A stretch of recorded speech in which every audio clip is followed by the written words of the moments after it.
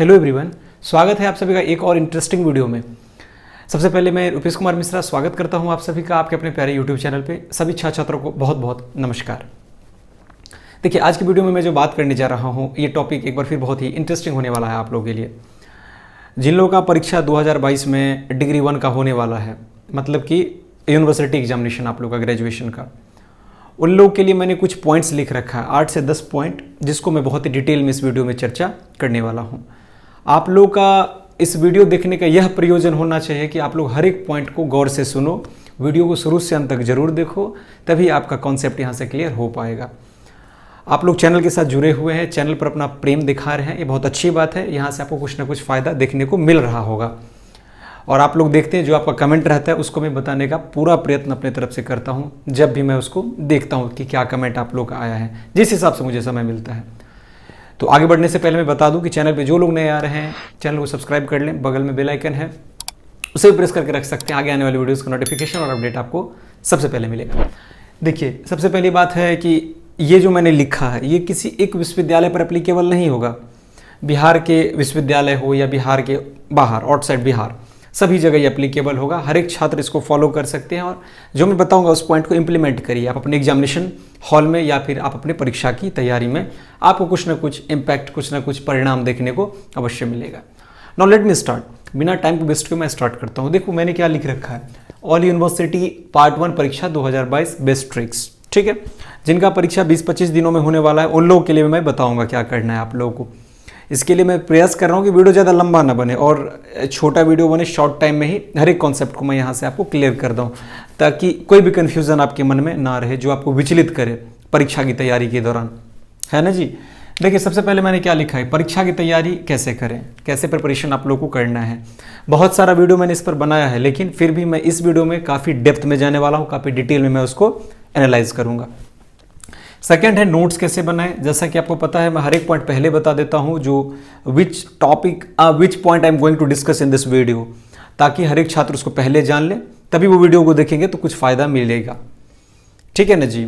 और कोशिश करें कि दूसरे छात्रों तक भी इस वीडियो को अग्रेषित करने का, ताकि वो लोग भी इसका लाभ ले सकें, उनको भी कुछ यहाँ से फ़ायदा देखने को मिले। क्योंकि एजुकेशन चैनल से कहने का मतलब, अगर कोई कंटेंट मिल रहा है उनको, तो जब आप उनको शेयर करेंगे तभी उनके पास जाएगा, तो वो देखेंगे, तभी वो उनका रिस्पॉन्स मिलेगा। अच्छा, तो उसके बाद है थर्ड, सबसे अद्भुत उत्तर कैसे लिखे। अद्भुत शब्द मतलब unique, something unique from, different from everyone, अलग लिखे कैसे दूसरों से, ये मैं बताऊंगा। गेस्ट पेपर से उत्तर कैसे याद करें। जो गेस्ट पेपर प्रेफर करते हैं, किसी और कॉम्पिटिटिव एग्जामिनेशन की तैयारी करते हैं, उनके लिए क्या रास्ता है, गेस्ट पेपर से वो कैसे कम समय में याद कर सकते हैं। अंतिम 20 दिनों की तैयारी, जिनके पास 20 दिनों का समय होगा, जैसे बिहार में ललित नारायण मिथिला यूनिवर्सिटी LNMU दरभंगा, तो उसमें अभी परीक्षा का डेट डिक्लेयर कर दिया गया है नवंबर में, 9 तारीख से, 9 नवंबर से। तो उनके लिए 20 दिनों का क्या प्लान रहेगा, क्या रणनीति रहेगा, उसको मैं चर्चा करूंगा। कॉपी मूल्यांकन कैसे होता है, कॉपी इवैल्यूएशन का क्या प्रक्रिया है। देख रहे हैं, काफ़ी सारा पॉइंट है, कोई ऐसा पॉइंट है ही नहीं जो इसमें छूट रहा है, जो आपके मन में उठ रहा होगा सवाल, सारे को मैं क्लियर कर रहा हूँ यहाँ से भाई। उसके बाद सब्सिडियरी पेपर में 80+ अंक कैसे प्राप्त करें। सब्सिडियरी मतलब अनुषांगिक जिसको आप बोलते हैं, उसमें 80+ मार्क्स आप कैसे ला सकते हैं। बहुत सारे जगह पे ऑब्जेक्टिव होता है कोरोना के बाद से सब्सिडियरी पेपर, और कहीं कहीं पे अभी भी सब्जेक्टिव पैटर्न ही है, जैसे पहले हुआ करता था। उसके बाद है परीक्षा में टॉपर होने के लिए कितना अंक प्राप्त करना होगा, मतलब BSc पार्ट 1 या BA या BCom, जिस भी संकाय के आप छात्र होंगे, उसमें कहने का मतलब यह है, तीनों पार्ट को मिला के, तीनों डिग्री के ईयर को मिला के ऐड करके फिर टॉप का रिजल्ट डिक्लेयर किया जाता है, मेरिट लिस्ट बनता है। तो उसमें आपको कितना परसेंटेज चाहिए, वो मैं ऑनर्स वाइज थोड़ा चर्चा करूंगा यहाँ पर। और उसके बाद प्रमोटेड का अर्थ क्या है, बहुत सारे लोगों के मन में ये भी कन्फ्यूज रहता है, प्रमोट होने के बाद क्या होता है, उसके पास जो छात्र प्रमोट हो जाते हैं उनके पास क्या क्या विकल्प होने वाला है। देखिए, सबसे पहला पॉइंट, परीक्षा की तैयारी कैसे करें। सबसे बड़ी बात है, परीक्षा की तैयारी जो भी छात्र अंतिम 20 दिनों में करेंगे, तो अगर वो साल भर से नहीं पढ़े तो ऑब्वियस सी बात है, उन पर एक प्रेशर बनेगा, उन पर एक कहने का मतलब बोलते हैं दबाव आएगा कि इतने कम समय में कैसे तैयारी करें। कॉम्प्लिकेशंस काफ़ी आता है, क्योंकि आपने साल भर पढ़ा नहीं, सिलेबस देख के आप एक तरह से अकबका जाते हो, जिसको हम बोलते हैं। तो सबसे बड़ी बात है कि आप लोग पूरा तरह से धैर्य रखें, कोई कहने का मतलब घबराने की ज़रूरत नहीं है। ये ट्रिक आप लोगों के लिए काफ़ी इंपॉर्टेंट रहेगा जो मैं बताऊँगा। तो परीक्षा की तैयारी के लिए जितना आपने पढ़ा है, जो छात्र ने नोट्स बनाया है, वो अपने नोट्स को रीडिंग करते रहेंगे और पढ़ने के बाद प्रयास करें उसको लिखते रहने का। और कभी कभार सबसे पहले आपको शांत जगह में जाना है और सोचना है आपने जो पढ़ा, आपने क्या याद किया है, उसको आपको सोचना है मन में ऐसे करके कि हाँ ये मैंने पढ़ा है। और जहाँ से मिस हो रहा है उसको दोबारा से जाकर आप पेपर देखोगे और फिर उसको आप याद करोगे। नोट्स वाले छात्र, और गेस के लिए तो मैं आगे चर्चा ही कर रहा हूँ, तो उन लोगों के लिए तैयारी तो बेहतर तरीके से हो रहा होगा क्योंकि वो खुद से नोट्स बनाते हैं बहुत सारे बुक्स के कंपाइलेशन से। नेक्स्ट है हमारा नोट्स कैसे बनाएं। तो जो लोग नोट्स मतलब बनाएंगे, अभी 20 दिनों में तो पूरा नोट्स बनाना संभव नहीं है, तो नोट्स आप उस टॉपिक का बनाएंगे जो टॉपिक बहुत ज़्यादा डिफिकल्ट है। कहने का मतलब जो लॉन्ग टाइप क्वेश्चन है, लॉन्ग टाइप क्वेश्चन जो होता है LTQ, उसका नोट्स आप लोग बना लो। उसमें प्रयास करो, अगर मान लो आप आर्ट्स के हो तो ऐसा ऐसा पॉइंट लिखने का, गूगल से आप ढूंढो, यूट्यूब से, बुक से, या मतलब गेस पेपर से, कुछ ऐसे ऐसे शब्दों को, कुछ ऐसे ऐसे थ्योरी के लाइंस को जो कि कहने का मतलब आपको लगना चाहिए ऐसा कि दूसरे छात्र ऐसा नहीं लिख सकते, समथिंग यूनिक। उस लाइन को उठा के फिर आपको नोट्स बनाना है। नोट्स का मतलब ये नहीं कि किसी पर्टिकुलर एक बुक या किसी गेस पेपर को आपने उठा के लाया और उससे आपने पेस्ट कर दिया, तो नोट्स का कोई मतलब ही नहीं बनता है।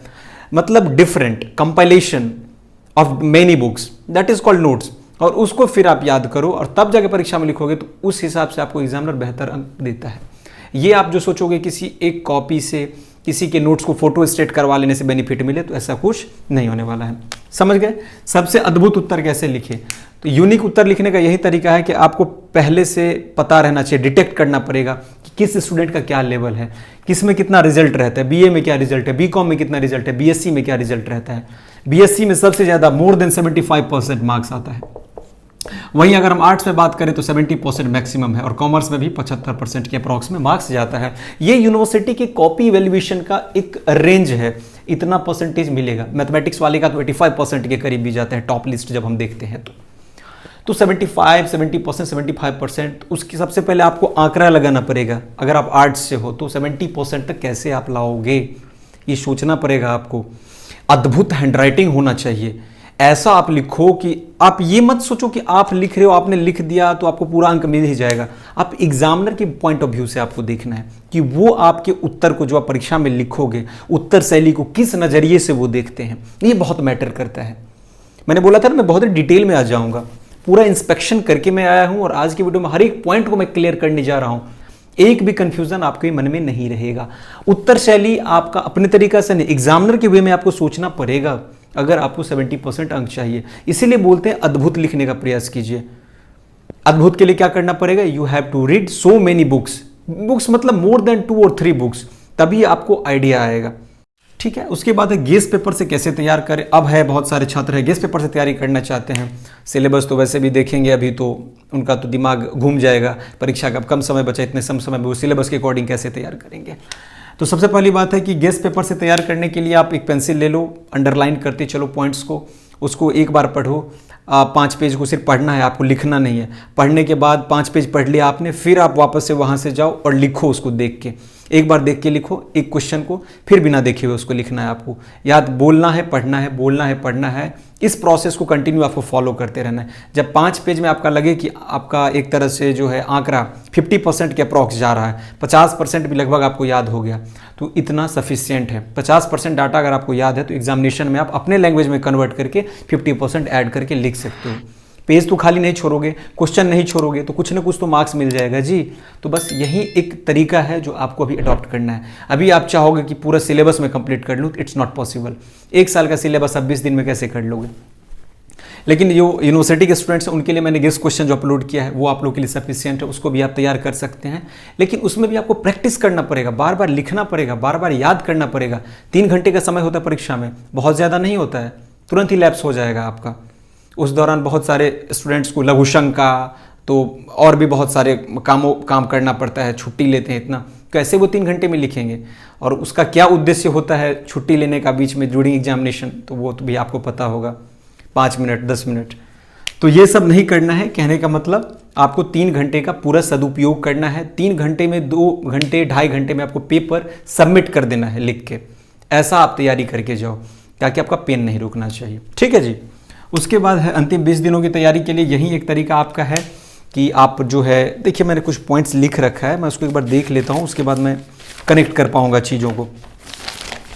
यहाँ पर है कि सबसे पहले एक हो गया गेस पेपर का, तो मैंने बता दिया। यूट्यूब पर जो आप समझ नहीं पाते हो पॉइंट्स, उसको यूट्यूब पर देखो। उसके बाद है जो वर्ड्स आप नहीं समझो, जैसे कोई सेंटेंस होता है इंग्लिश में हिंदी में, उसको गूगल करो आप। नोट्स आप खुद का बनाओगे, फोटो कॉपी नहीं करोगे। किसी दूसरे का फोटो कॉपी करवा के अगर आप याद करना चाहोगे तो वो आपसे याद नहीं होगा, क्योंकि हर एक का तरीका अलग है। सबका नोट्स बनाने का तरीका अलग होगा, सबके पढ़ने का तरीका अलग होगा, उसमें क्या शब्द उन्होंने कोट किया होगा वो हो सकता है आपको समझना है। दैट्स वाई मैं प्रेफर करूंगा कि आप खुद के नोट्स को पढ़ोगे, दूसरे के नोट्स को नहीं। एग्जामिनेशन के टाइम में अगर आप कम समय में तैयारी करो तो you will only rely on guess paper, और किसी पर आप नहीं जाओगे। नोट्स को कॉपी नहीं करवाना है। ब्रेक लेते रहेंगे लगातार, ये नहीं कि आप पढ़ रहे हैं तो 10 घंटा तक पढ़ते जा रहे हैं। ब्रेक लेंगे बीच में, नहीं तो ब्रेन थक जाएगा आपका, ठीक है। एकाग्रता बनाए रखने के लिए you will have to maintain consistency in order to get the marks in the examination that you desire, जो आप एक्सपेक्ट करते हैं एग्जामिनर से। रिवीजन आप करते रहेंगे। एक चीज को, एक क्वेश्चन को आप प्रयास करो 15 बार याद करने का, 15 बार लिखने का, निश्चित रूप से दिमाग में छप जाएगा आपको। और सबसे पहले अभी आप क्या करोगे, जो लॉन्ग टाइप क्वेश्चन उसको तैयार करोगे, और शॉर्ट छूट भी जाता है तो टेंशन लेने का कोई जरूरत नहीं है, फिक्र करने का कोई जरूरत नहीं है। उसको आप 2 दिन पहले एक बार सिर्फ देख लोगे। और लॉन्ग टाइप क्वेश्चन को इतना प्रैक्टिस करो, इतना प्रैक्टिस करो कि आपको वो डिट्टो दिमाग में स्कैन हो जाना चाहिए। जितना बार पढ़ोगे उतना बार लिखोगे, कोशिश करोगे पढ़ो लिखो। अब ये नहीं कि अब जैसे पेज पे लिखा हुआ उसको हम पढ़ते जा रहे हैं कालिदास जैसे, देन वो आपको स्मरण नहीं होगा। इसके लिए आपको पढ़ने के बाद लिखना पड़ेगा, फिर भूलिए फिर लिखिए। ये प्रोसेस कंटिन्यू करते रहना है, तब तक नहीं जब तक कि आपका 70% आपको आंकड़ा दिखने को मिले वहां पर, जो स्मरण करने की। उसके बाद है हाथ में पेंसिल लेके रखना है। एग्जामिनेशन में आप एक पॉइंट और याद रखोगे, डायग्राम वायग्राम बनाना है तो ओनली पेंसिल, कलम वलम यूज मत करना, ठीक है। और ब्लैक पेन का यूज करना नोट्स देने के लिए, इंपॉर्टेंट पॉइंट के लिए नोट या फिर अंडरलाइन आप कर सकते हो। एग्जामिनेशन हॉल में जब क्वेश्चन आप लिखते हो ना, मतलब क्वेश्चन का आंसर आप कर रहे हो, तो आंसर नंबर 6 है कि 5 है वो लिख दोगे। आंसर नंबर 5 ग्रुप ए है कि ग्रुप बी है कि ग्रुप सी है, ये सब आप नहीं लिखोगे तब कैसे एग्जामिनर समझेगा कि आप एक अच्छे छात्र हो।